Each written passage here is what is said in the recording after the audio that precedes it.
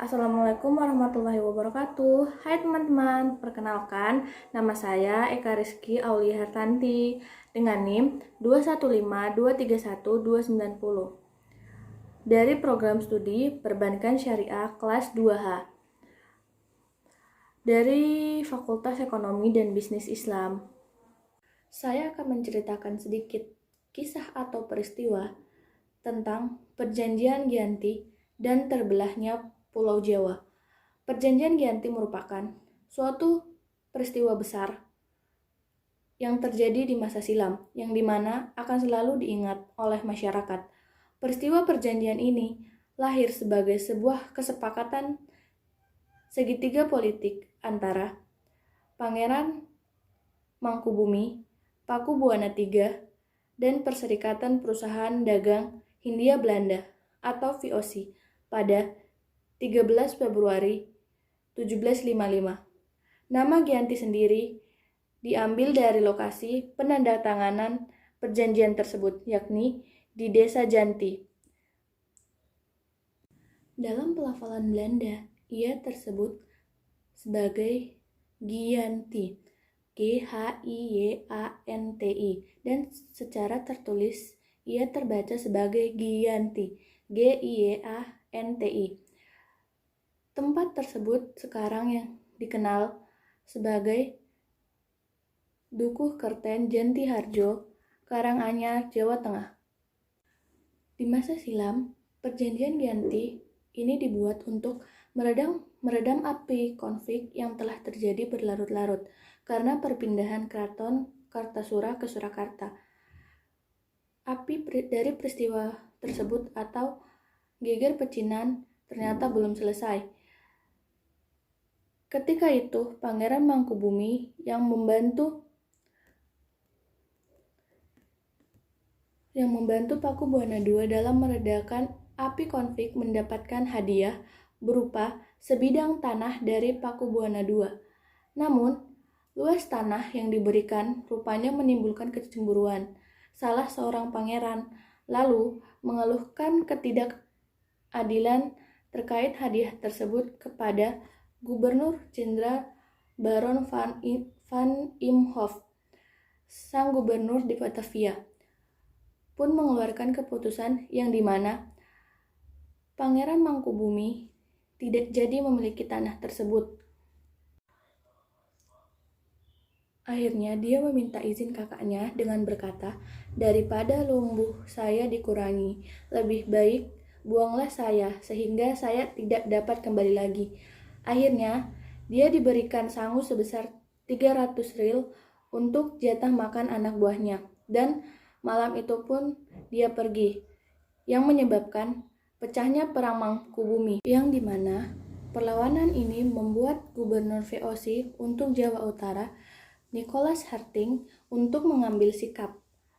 Untuk menyelamatkan daerah kekuasaannya, Nicholas Harting secara tertutup melakukan perundingan dengan Pangeran Mangkubumi.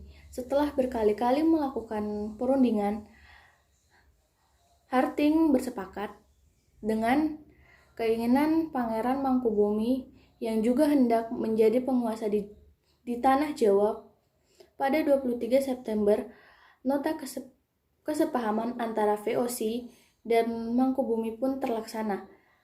Dan nota tersebut disampaikan kepada Pakubuwana III, sang pengganti Pakubuwana II. Di nota tersebut menyatakan bahwa Pangeran Mangkubumi mendapatkan wilayahnya. Pada 4 November 1754, Pakubuwana III menyatakan persetujuannya terhadap hasil perundingan Gubernur Jawa Utara dengan Mangkubumi tersebut. Surat pernyataan ini disampaikan oleh Pakubuwana III kepada Gubernur Jenderal VOC Jacob Mosel, yang kesepakatan ini mendorong terjadinya sebuah perjanjian besar, yaitu Perjanjian Giyanti. Di dalam Perjanjian Giyanti ada 9 poin, yaitu yang pertama, Pangeran Mangkubumi yang diangkat sebagai Sultan Hamengkubuwono dengan separuh kekuasaan Kerajaan Mataram, hak kekuasaan itu diberikan atau diwariskan secara turun-temurun. 2. Rakyat kesultanan harus bekerja sama dengan rakyat yang berada di bawah kekuasaan VOC. 3. Para bupati atau pejabat eksekutif gubernur harus bersumpah setia pada VOC. 4. Pengangkatan bupati atau pejabat eksekutif harus mendapat persetujuan VOC. 5. Sultan harus mengampuni bupati atau pejabat eksekutif yang memihak VOC dalam peperangan. Yang keenam, Sultan tidak akan menuntut hak Pulau Madura atau daerah pesisir lain yang telah diberikan Paku Buana II kepada VOC. Sebagai gantinya, VOC akan memberikan uang ganti rugi sebesar 10.000 real setiap tahunnya. 7. Sultan Hamengkubuwono akan memberi bantuan jika Sultan Paku Buana III membutuhkan. 8. Sultan akan menjual bahan makanan dengan harga yang ditentukan oleh VOC. 9. Dan yang terakhir, Sultan berjanji menepati segala macam perjanjian yang pernah dibuat antara penguasa Mataram terdahulu dengan VOC. Setelah perjanjian tersebut ditandatangani di Desa Janti, beberapa kilometer di sebelah timur Surakarta, penandatanganan perjanjian Giyanti ini juga yang menjadi penyebab dari terbelahnya tanah Jawa menjadi dua bagian, atau yang dikenal sebagai peristiwa Palihan Nagari. Hal ini menjadi awal mula naik tahtanya Mangkubumi di Yogyakarta sebagai Sri Sultan Hamengkubuwono I dengan gelar Senopati Ingalogo Sayidin Panotogomo Khalifatullah. Sejak ditandatanganinya perjanjian tersebut pada 13 Februari 1755. Lalu, pada 2 hari kemudian, 15 Februari 1755, dilakukan pembagian atribut-atribut keraton, antara lain yang pertama yaitu keris, yang diberikan kepada Sultan Hamengkubuwono I. 2. Bahasa. Jogja meneruskan yang namanya dialek bahasa Bagungan. Yang ketiga, gerakan tarian, yang dibedakan dengan gerakan tangan. Di Jogja, tariannya dilakukan dengan gagah, sedangkan di Solo dilakukan dengan halus. Yang keempat, blangkon atau topi, yang dibedakan. Kalau blangkon di Solo itu datar di bagian belakang, sedangkan di Jogja, blangkon di bagian belakangnya kelihatan lebih menonjol. Pembagian wilayah pada perjanjian Giyanti tidak merinci, karena pembagian semua wilayah itu dibahas pada pertemuan panjang, sehingga menimbulkan berbagai peristiwa. Sementara itu, Raden Mas Said atau Pangeran Sambernyawa semakin melakukan pemberontakan yang menuntut hak sebagai penguasa wilayah. Dalam gerakannya pada Oktober 1755, Pangeran Sambernyawa juga berhasil mengalahkan satu pasukan VOC. Kemudian pada Februari 1756, dia juga hampir membakar keraton yang baru didirikan di Yogyakarta. Setelah perang bertahun-tahun, akhirnya VOC menyudahinya dengan perjanjian Salatiga pada 1757. Perjanjian ini membuat tanah Jawa kembali terbagi.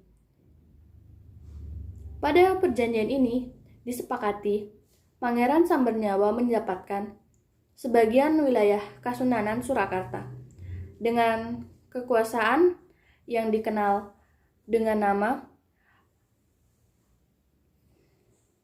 Kadipaten Mangkunegaran. Pangeran Sambernyawa pun memiliki tahta dengan gelar Kanjeng Gusti Pangeran Adipati Aryo Mangkunegoro Lelono Joyo Miseso Senopati ing Alogo Satrio Rogo Mataram in Nagari Surakarta Adiningrat.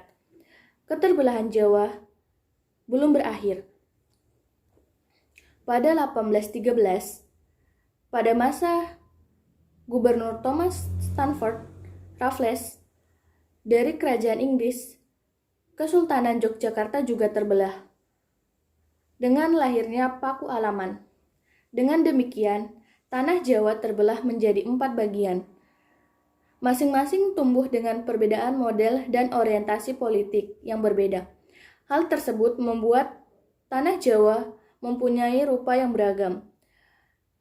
Dinamika politik yang digerakkan oleh revolusi pada tahun 1940 membuat masing-masing bagian memiliki nasib yang berbeda, yang akhirnya memiliki status yang berbeda-beda hingga saat ini.